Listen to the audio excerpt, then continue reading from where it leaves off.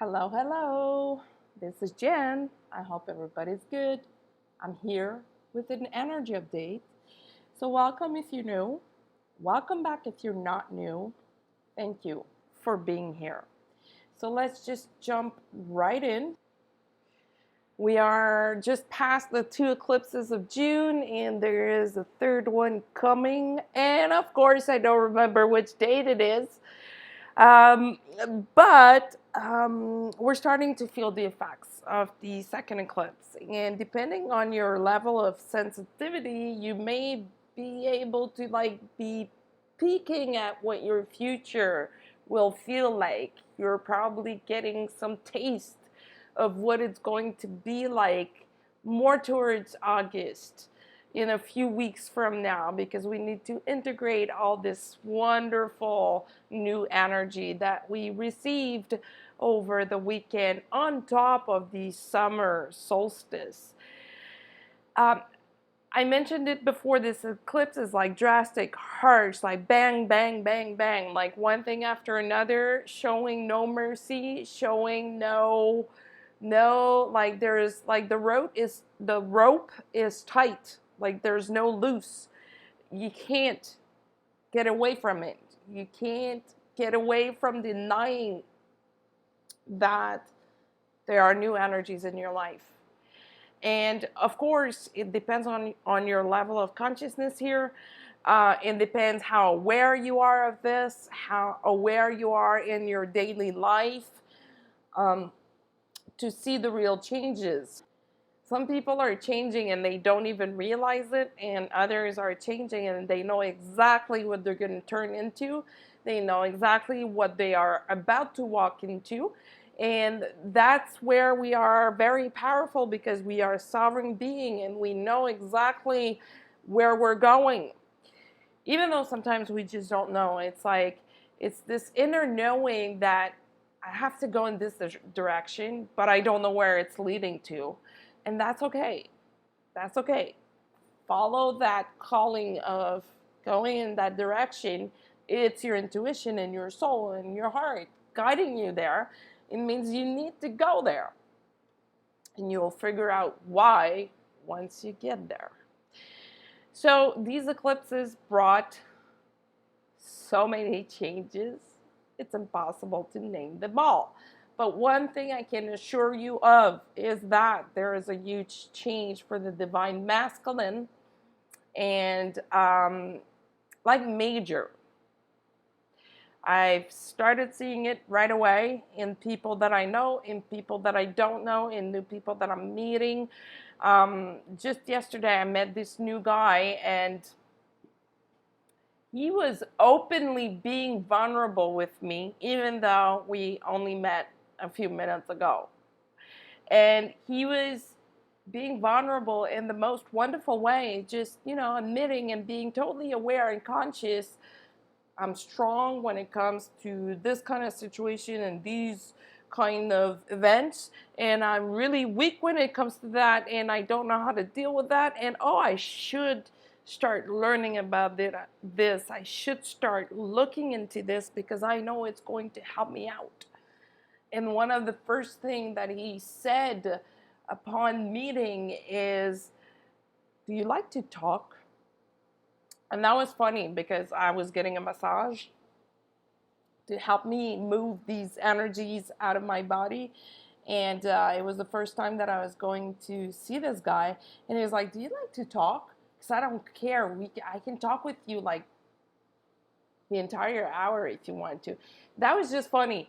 Nonetheless, I'm saying this because we are seeing these changes, and the divine masculine is just opening up at their own pace, of course, but all these heart chakra upgrades that we've been going through in the past few weeks, we're feeling and seeing the effects of this. And there's like this general message that I want to say to people that are carrying the divine masculine energy, like where they have a more dominant divine masculine energy, or people that are in a male body. Women, they do like men that can be vulnerable, that can be close to their emotions. We like that. because we don't feel like we're talking to an alien or something. We like having guys that are close to their emotions and heart. We love it actually, because for years, of course, depending on your age, but for years and decades, women have been, we've been the source of the bad jokes about being too emotional, to this and to that, when in reality, maybe it was men that were not emotional enough, right? Just my 2 cents here. I'm not accusing anyone of anything here. I'm just saying that, on my own journey, I've been seeing older men making bad jokes about women, and it's like, oh my God, this is sexist. This is like, what? How are you thinking? What are you thinking to be making jokes like these, making women like they're objects when we're not? We're just human beings. And slowly but surely, these jokes are like less and less present because times have changed and women have taken their place at work, taking their place, making money and providing for their own family. And men started seeing women very differently. The opposite of, being too emotional, we suddenly became like heartless bitches, if I can say it, because we suddenly were able to care for ourselves and our family. And, that was a program and a dynamic there that needed to die out. And we are seeing it dying out with all these changes that are going through in the world at this time. It's the new world. It is the new world. Definitely. So if you are working on yourself and being very vigilant about the work that you're doing, you're seeing all of this happening. Whether you're conscious of this or not, you are seeing it. And that brings me to a question that was asked in a comment in the previous video. It was asked by Cynthia, and she was saying, do you mind explaining what doing the work is? And I wanted to just elaborate on that. I did respond to that comment, but sometimes, writing is different than explaining through words. Doing the work, first of all, from 0 to 7, kids, we absorb everything that we see, that we hear, that we feel in our environment from our parents. And when I say 0, it starts in the womb, in our mother's womb. We absorb everything and we take it as truth. We take it for granted that this is the real thing. So, of course, some trauma can happen there. Any kind of trauma.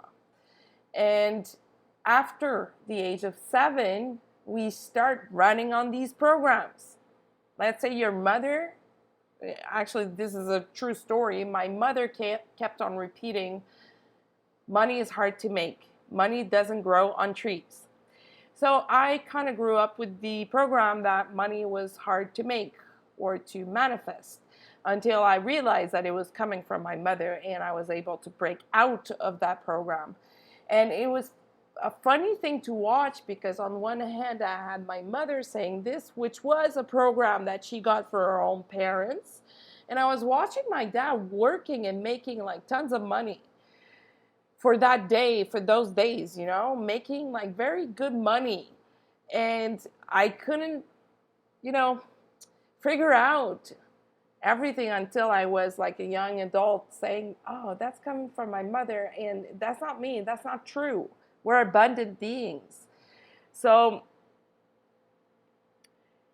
doing the work is becoming aware of these programs, whether they are coming from this lifetime, from your parents, or from a trauma of your young life, adult life, or a past life. That's the thing here. A lot of people still don't believe in past lives, but they do exist. And a past life trauma that is not resolved or solved can have an effect on this life. It totally can. Another example taken from my marvelous adventure with getting physical treatments because I have so many injuries in my back and in my body. The other day I was getting a treatment and the therapist was treating my right leg. And she comes and she says, "Oh, that's coming from a past life." And this is something that has always been there in my body, bothering me as a kid.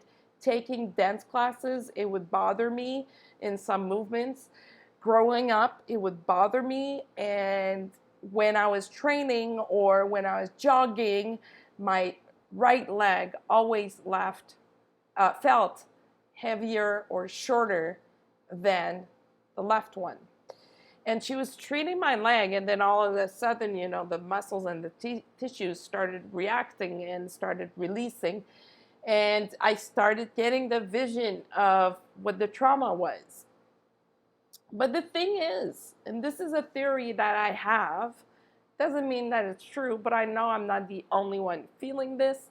The thing is that when you're in the twin flame connection, these things can be coming from your twin as well, not only yourself.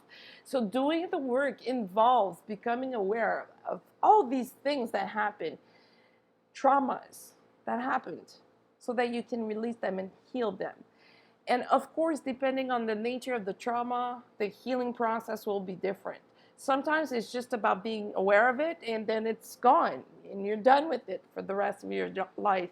Sometimes you need to cry. Sometimes you need to write it all out or work it out or whatnot, depending on what it is, especially about past life traumas. I mean, that's why so many hypnotherapists are working on this now, because past life traumas are obviously not something that we are conscious of in this lifetime unless you've done a fair amount of work and you're able to recognize that it's coming from the past, because there's a texture to it. There's a texture to all these memories that come up, and you end up knowing where they're coming from. If it's from you, your parents, your twin flame, you end up knowing, and that's how you can navigate through much easier.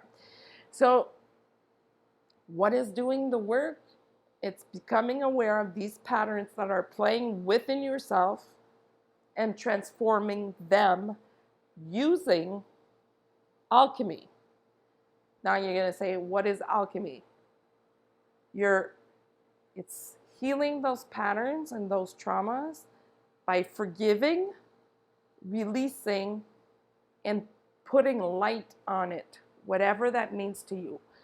Putting light on it, to me, means becoming aware of it, acknowledging that it's there, acknowledging that it's in the past and that there's nothing that you can do at this time to change those events, but forgive and move on by giving yourself some love.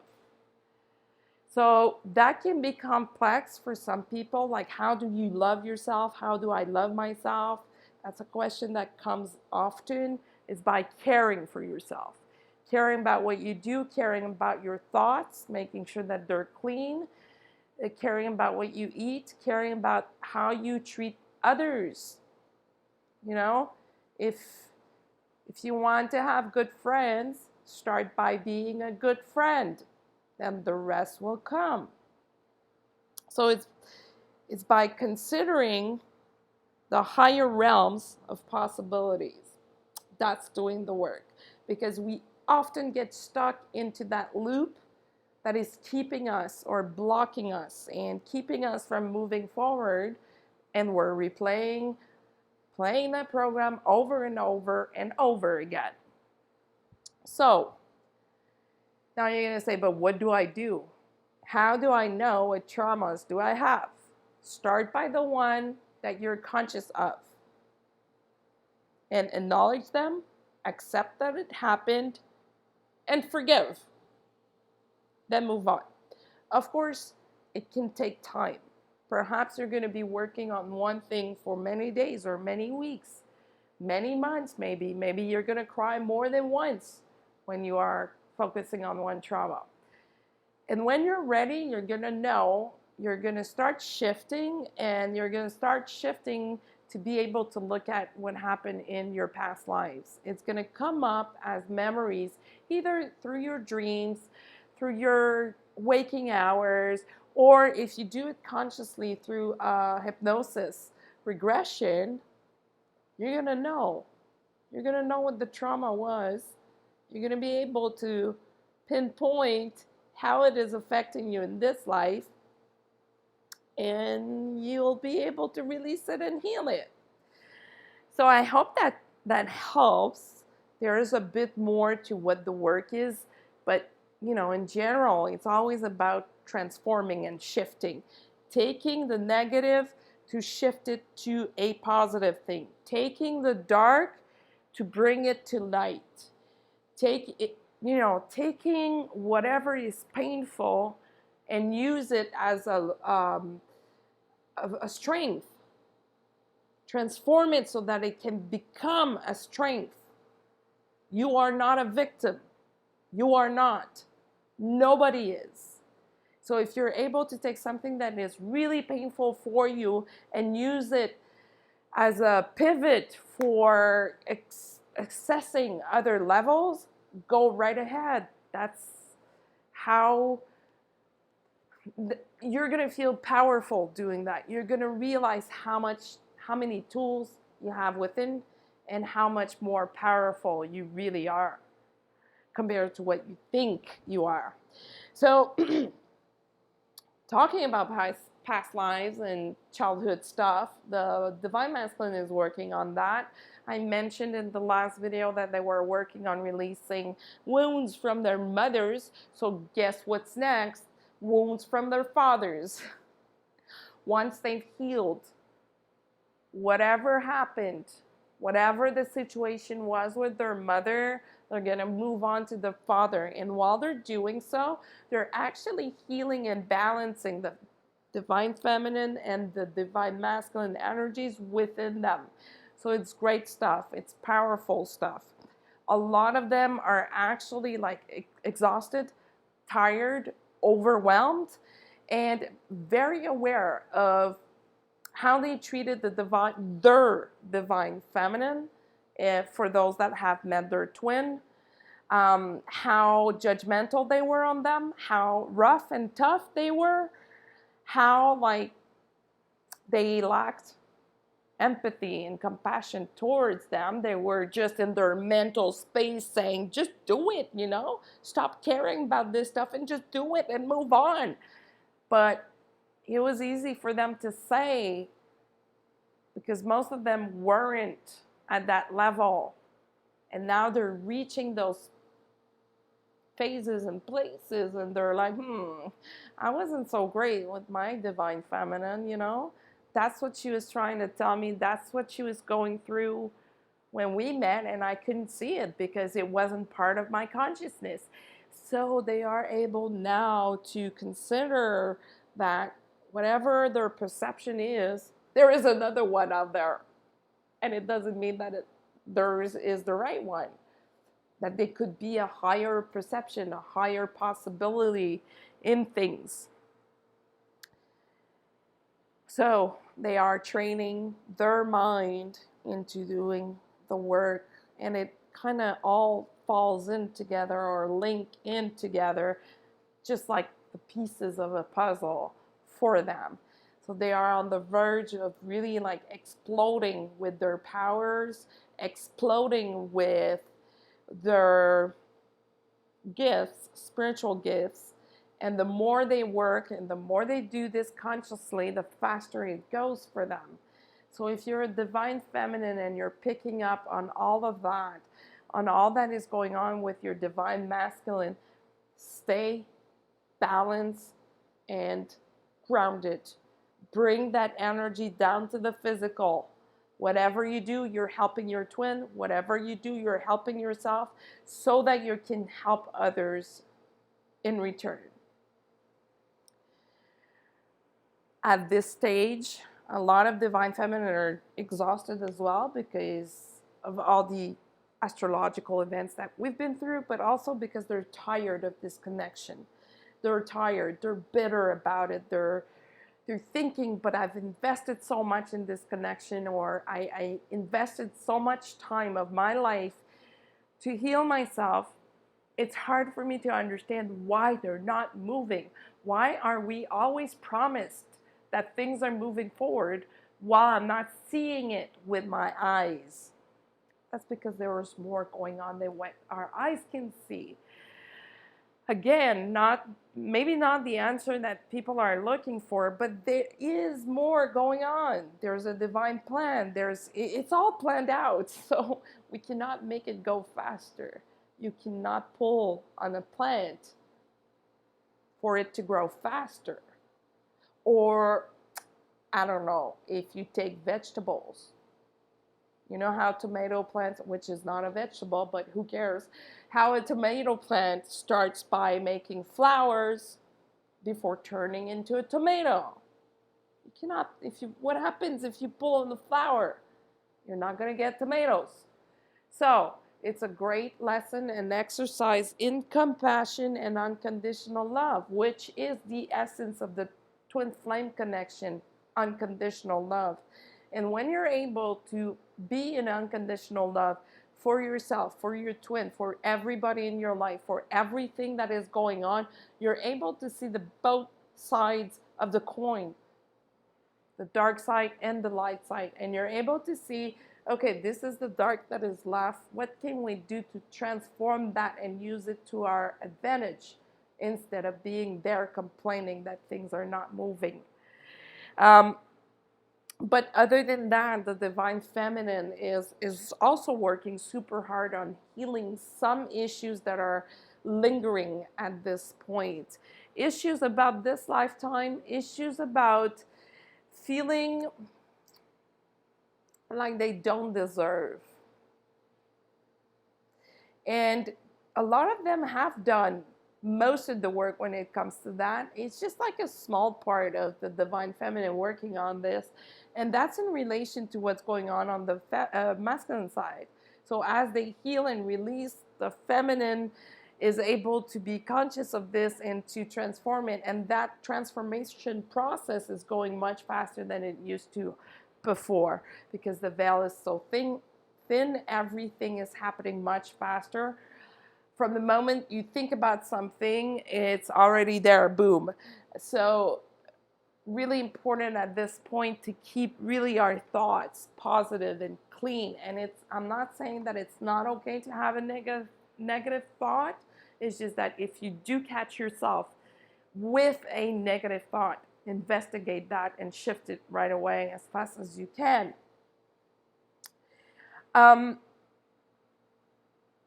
Going back to Cynthia's question about what is doing the work, I could have also said doing the work is admitting and acknowledging that you do have a dark side, because everybody does.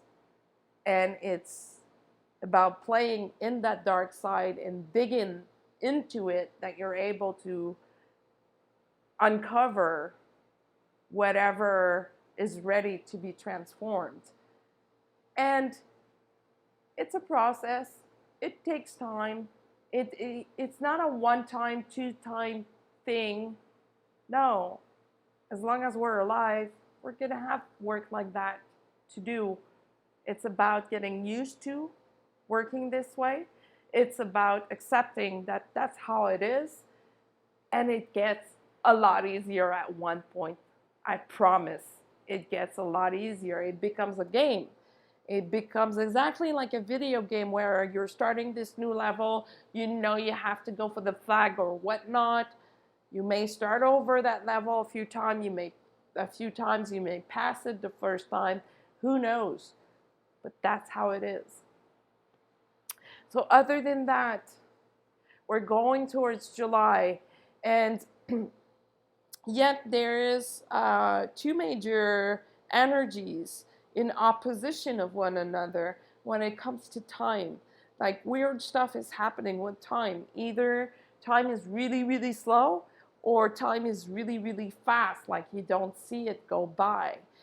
And that's fine. That's because of all these planets that are in retrogrades and weird stuff happening. with electronics and all that stuff. And that's going to calm down in July. So we're going to have a smoother ride when it comes to time, but other stuff will rise up to be transformed and healed because there's so many events, so many things going on in the world. It's going to take a few months to clear all that energy out. So I'm seeing some frustrations, because of what this virus has brought. But if we keep the bigger picture in mind, thinking that it's for the best, thinking that there is a bigger picture than what we are seeing right now, we're going to get there as a collective. We're going to get there as a big family. We just need to be very sturdy, be very aware of what's going on within ourselves first before we try helping someone else.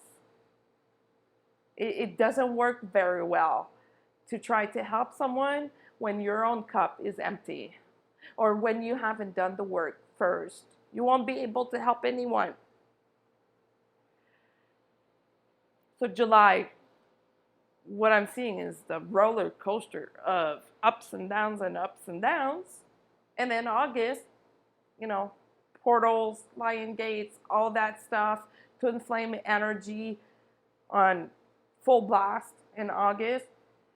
Like I mentioned, I think it was in my last video, I wouldn't be surprised to see a lot of twin flames coming together or communicating either for the first time or again after a long period of silence, a long phase of silence.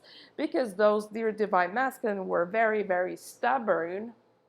And when they decided to run away or to just hide, because really it was just hiding, they were hiding from themselves and hiding from their divine feminine because she was able to see their dark side that for most weren't even aware of. Now they are aware. Now they're seeing why all of this happened, why they're here, what is their mission, what they need to do. So in August, a lot of them are just gonna kind of like wake up and start working. I'm just painting a picture here, but they're like going to wake up and like be on their path and do what they need to do, and that's it. There will be no looking back for most of them. Always, of course, depending on where they are on their own journey there. But I am seeing a lot of twin flames coming together. This energy is needed on Earth. This energy is here for a reason. And no matter where you are, if you're like desperate thinking, it's not going to happen, it's never going to happen, I just encourage you to focus on the fact that the universe has your back and that there's a divine plan to everything. Of course, we do have free will, which can take us in different directions.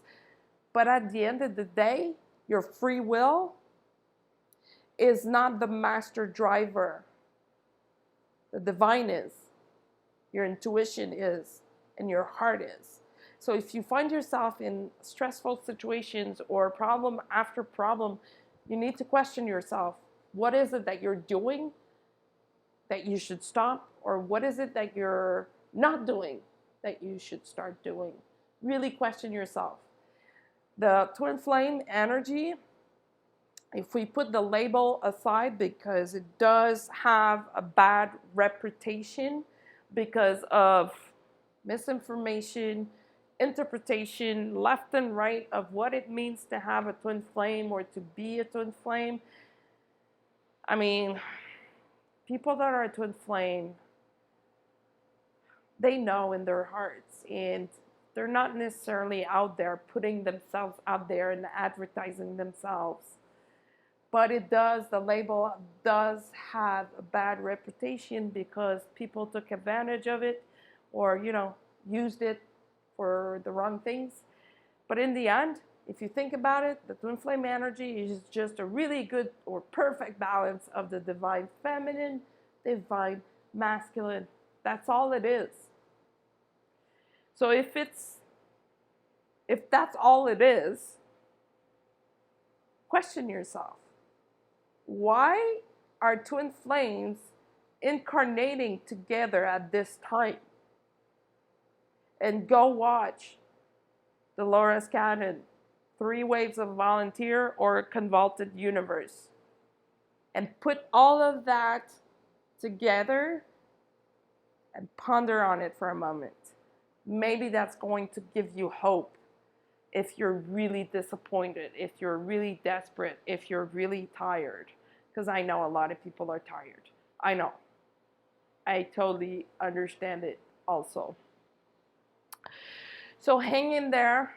June is almost over. July is coming. And I will be back with another energy update. And you can follow me on social media at IndigoGirl555 on Instagram, Indigo Girls Readings on Facebook, or you can reach me by email at indigogirl555 at gmail.com. And until the next time, be well.